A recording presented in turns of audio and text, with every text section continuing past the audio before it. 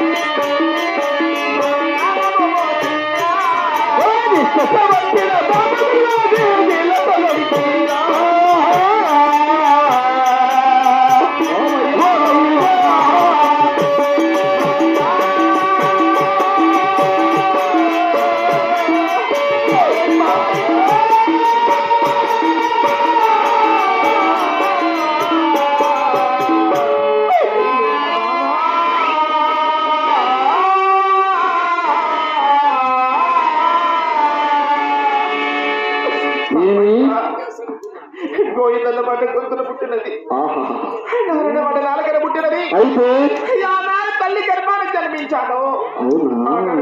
పుట్టిన తండ్రి ఇష్టతో పుట్టిన నామతిరమని నీళ్ళతో కడిగిన పోదు మామయ్య. ఎంత మాత్రమైనా పోదు తండ్రి.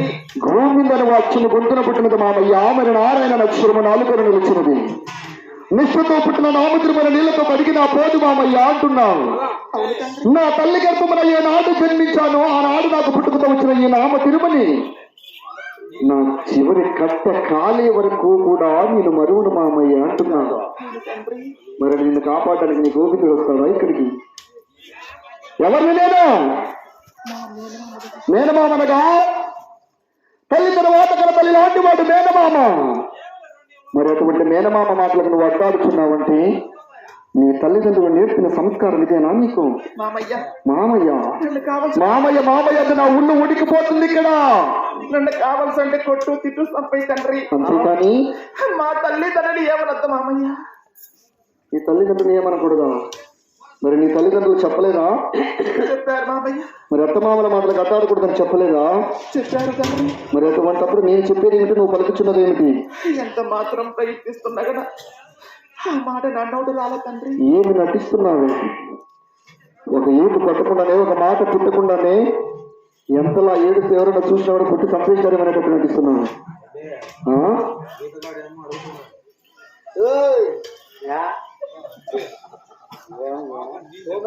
వదిలేయా